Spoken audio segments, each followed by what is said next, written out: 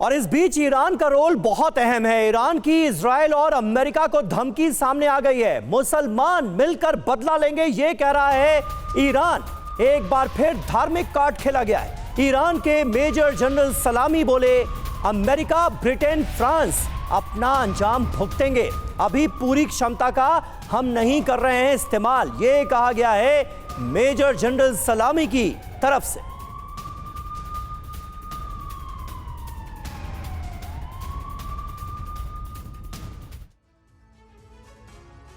तो देखिए ईरान का ऐलान क्या है, वर्ल्ड वॉर 3 का प्लान है क्या, यह बड़ा सवाल यहां पर खड़ा होता है। ईरान का रुख बहुत आक्रामक, बहुत अग्रेसिव नजर आ रहा है। आखिर ईरान चाहता क्या है, करना क्या चाहता है, क्या करने वाला है? ये देखिए अमेरिका, ब्रिटेन, फ्रांस जैसी कुछ पाखंडी सरकारें बेगुनाहों की हत्या पर अपनी खामोशी से नैतिक रूप से बुरी तरह से हार गई हैं। ये साफ तौर पर ईरान ने कहा है। मुसलमान गाजा के पीड़ित लोगों का बदला लेंगे, ये कहा जा रहा है ईरान की तरफ से।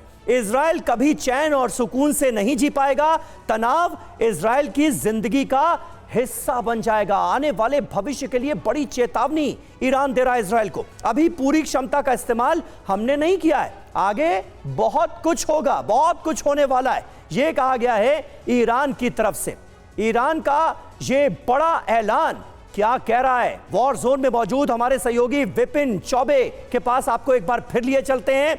ईरान की मौजूदगी, हमास के साथ उसका खड़ा होना, हूतियों को सपोर्ट करना यमन की जमीन पर और लेबनान की जमीन पर हिजबुल्लाह का सपोर्ट, एक बड़ा पावर ईरान नजर आता है जो कि इस जंग को आगे बढ़ाने के पक्ष में लगता है। विपिन, आप वॉर जोन में रहकर क्या महसूस कर पा रहे हैं?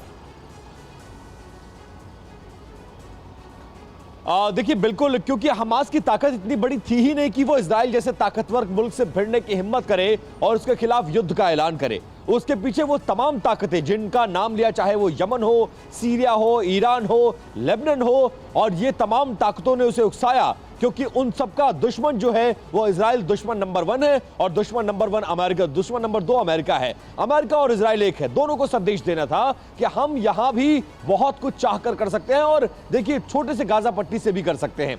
वही मैसेज दे दिया गया, लेकिन खामियाजा कौन भुगत रहा है आज की तारीख में? हमास जो भुगत रहा है वो तो भुगत ही रहा है क्योंकि उसने ऐसा किया है।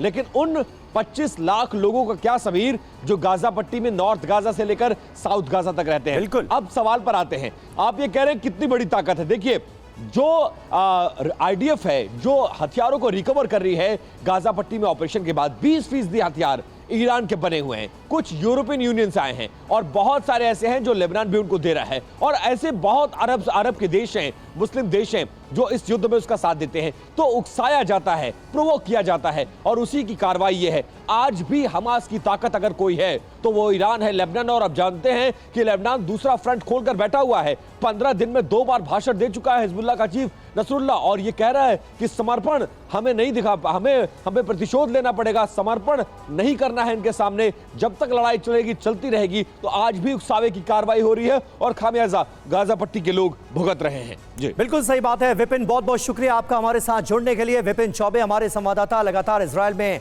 मौजूद हैं और निश्चित तौर पर खामियाजा भुगतना पड़ रहा है गाजा के आम नागरिकों को।